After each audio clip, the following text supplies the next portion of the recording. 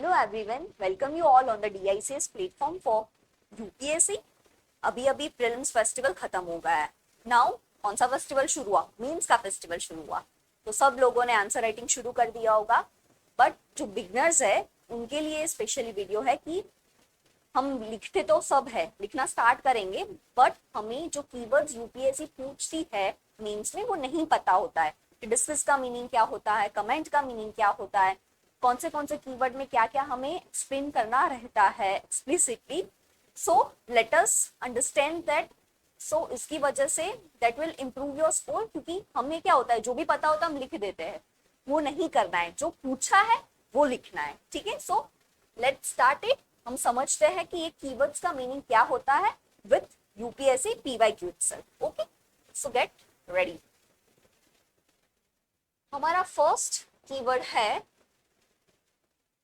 Explain, elaborate या illustrate. ठीक है, ये तीनों वर्ड का मीनिंग मोर और लेस सेम होता है।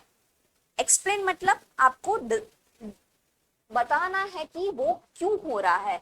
ओके, आपको वाई का भी आंसर दे सकते हो। अगर वाई का नहीं पूछा है तो वो हाउ को वेरीफाई करके हमें आंसर देना है कि वो क्यों हो रहा है।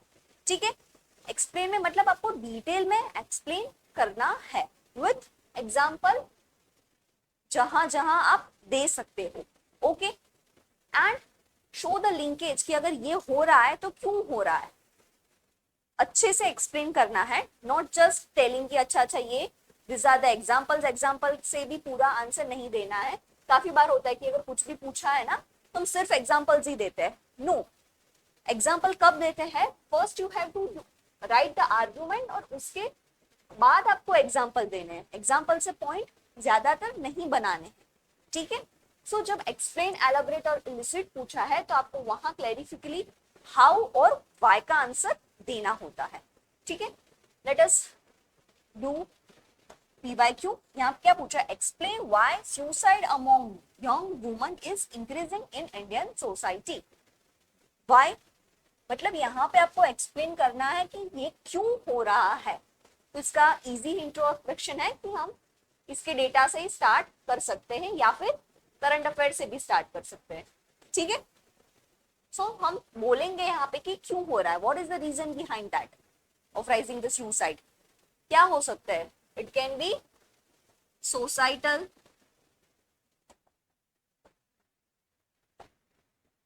प्रेशर है, ड्यूअल बर्डन राइज कर रहा है, there are multiple reasons.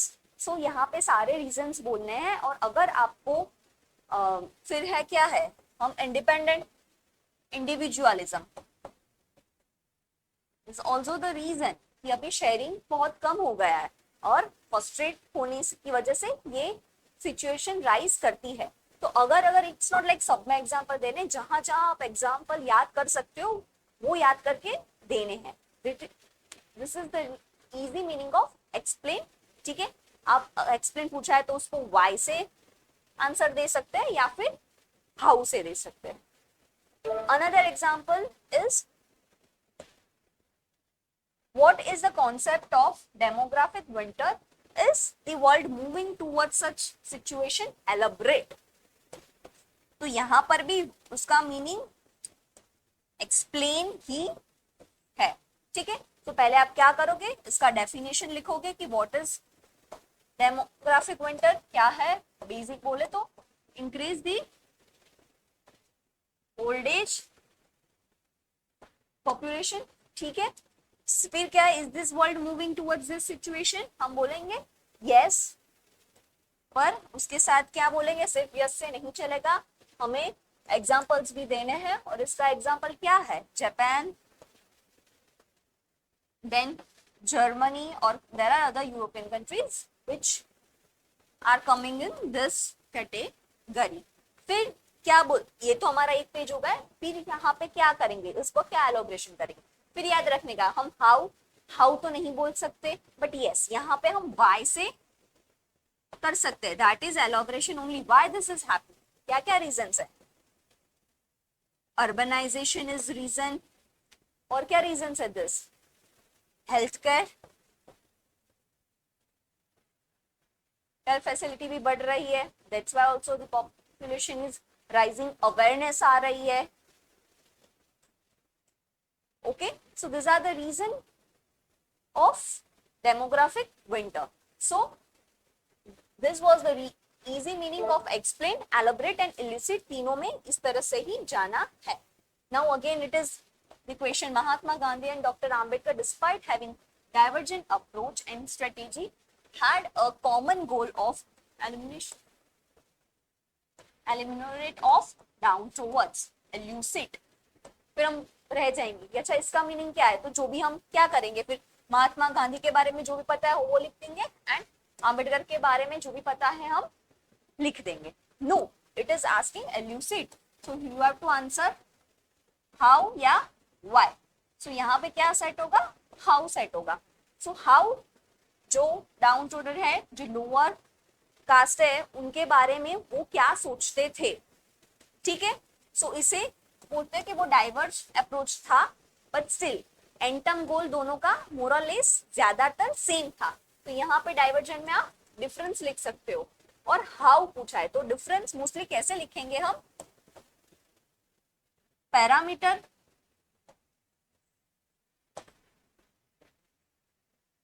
Gandhi का व्यू एंड आंबेडकर का व्यू. ठीक है, about lower caste woman, about marriage और इंक्लूजन और एवरीथिंग. तो इस तरह से हमें लिखना है कि how they are different. Okay, and not just with that but common goal भी था, मतलब यहाँ पे सिमिलैरिटी भी थी कुछ. सो इस तरह से मीनिंग होता है एक्सप्लेन, एलाबरेट एंड elucid का, how and what. Now next is examine. ठीक है, तो examine, assess and evaluate, ये तीनों का मोर और लेस सेम है. यहाँ पे क्या आपको डीपली एनालिसिस करना है, not just from one point but multiple. जितना ज्यादा डाइवर्सिफाई सोच सकते हो वो आपको सोचना है.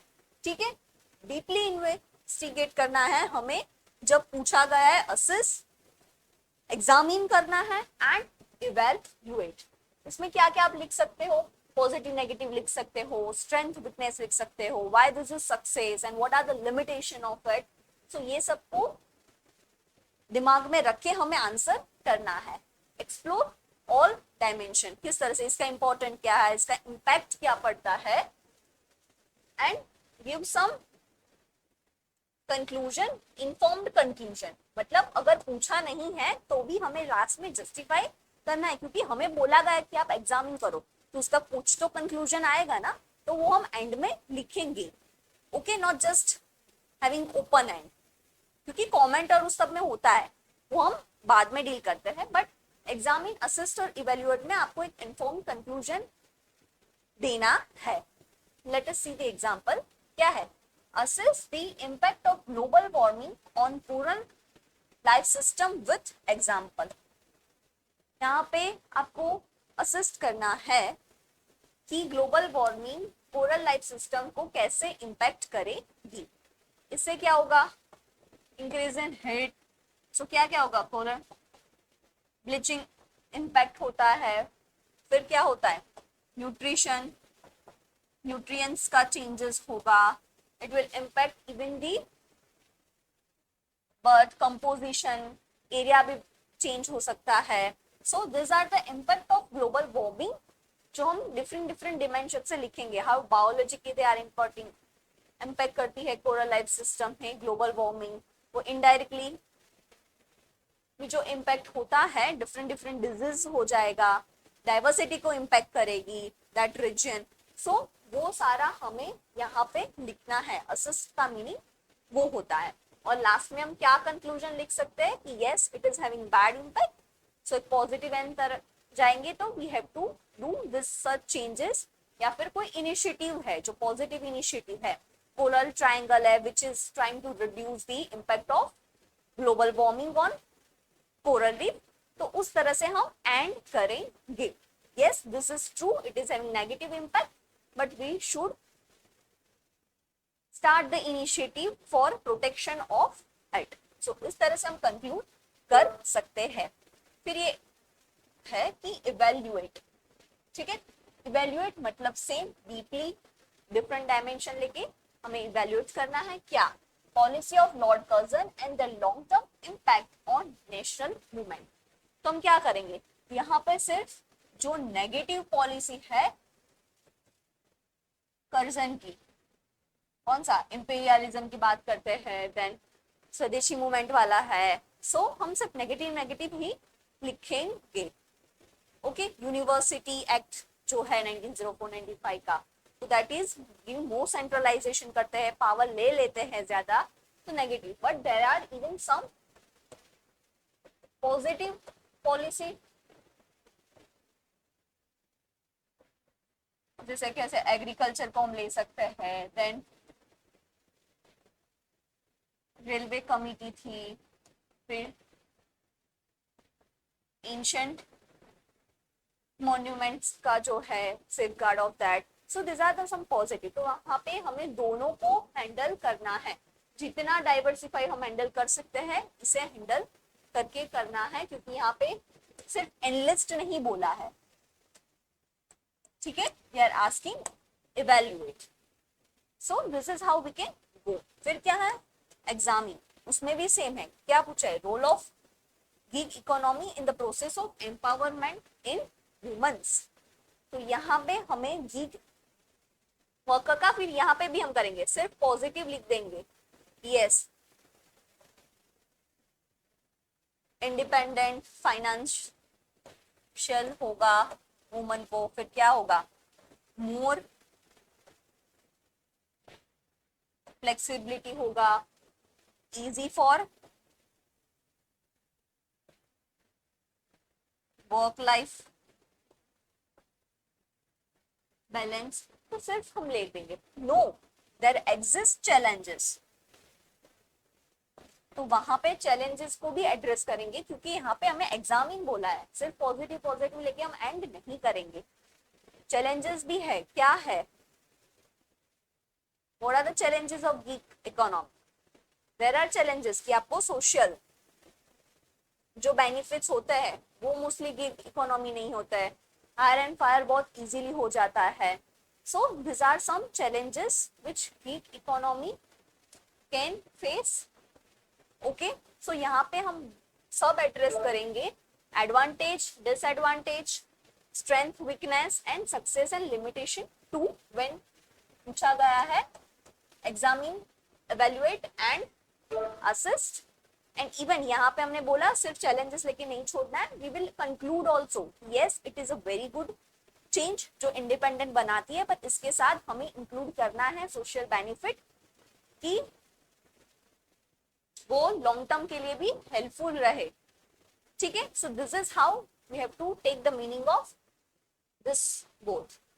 फिर आता है डिस्क्राइब, फिर हमारे दिमाग में हो जाता है कि सब में भी हमें कंक्लूड करना है, सब में हाउ बाय का करना है, no, describe is asking just जो पूछा है उसका ही जवाब देना है, what ask that only, you have to not address why and how, वो बताना नहीं, आपको डिस्क्राइब करने का बोला है, मतलब जो भी फिनोमिना जो भी पूछा है उसे डिस्क्राइब कर दो, ओके, वो क्यों हो रहा है, किस लिए हो रहा है, वो हमें एड्रेस नहीं करना है, that would all come in examining part. Okay, if question we has describe the characteristic and type of primary rock, okay, primary rock के बारे में पूछा है और सिर्फ describe बोला है, तो हम क्या लिखेंगे, एक टाइप लिखना है और हमें कैरेक्टरिस्टिक लिखनी है, टाइप बोलते हैं तो कौन सा, इंट्रूसिव,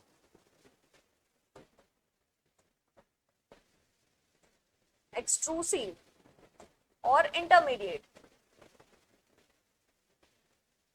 ओके, फिर यहाँ पे उसके एग्जांपल्स दे देंगे, पर ये किस तरह से बनता है, व्हाई इट इज हैपनिंग, वो एड्रेस करना नहीं है, क्योंकि यहाँ पे सिर्फ डिस्क्राइब पूछा है, और कैरेक्टर्स पूछिए, कैरेक्टरिस्टिक तो सिर्फ साइज है, टेक्सचर है, फॉसिल्स यहाँ मिलते हैं या नहीं मिलते वही लिखना है, why this phenomena is, why the size are small और बिग, वो हमें एड्रेस नहीं करना है, डिस्क्राइब में सिर्फ जो पूछा है वही हम लिखेंगे, ओके।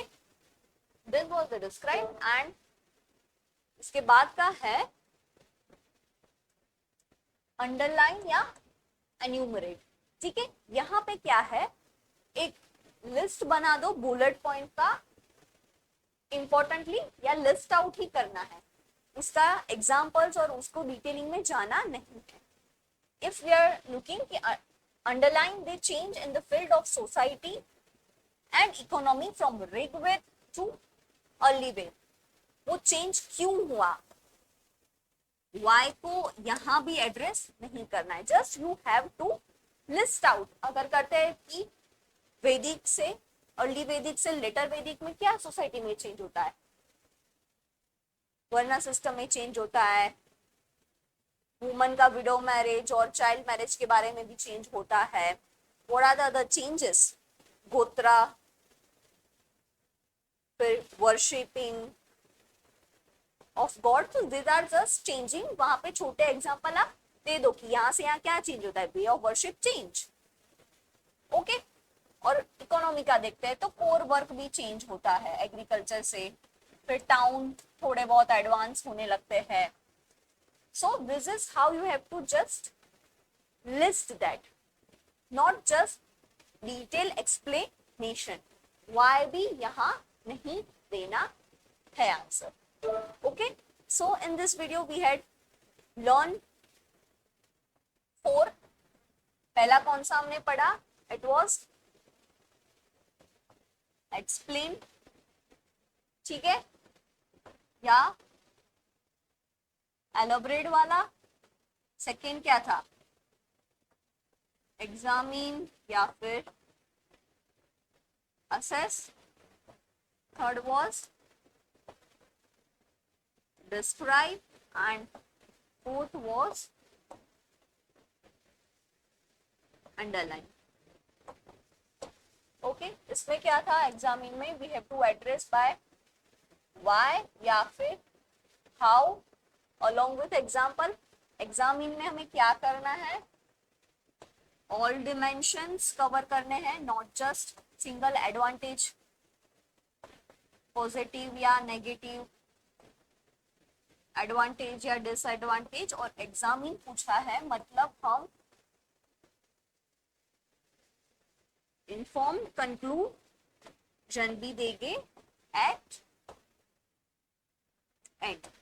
ठीक है, फिर है डिस्क्राइब। डिस्क्राइब में we have to address by no. यहाँ पे जो पूछा है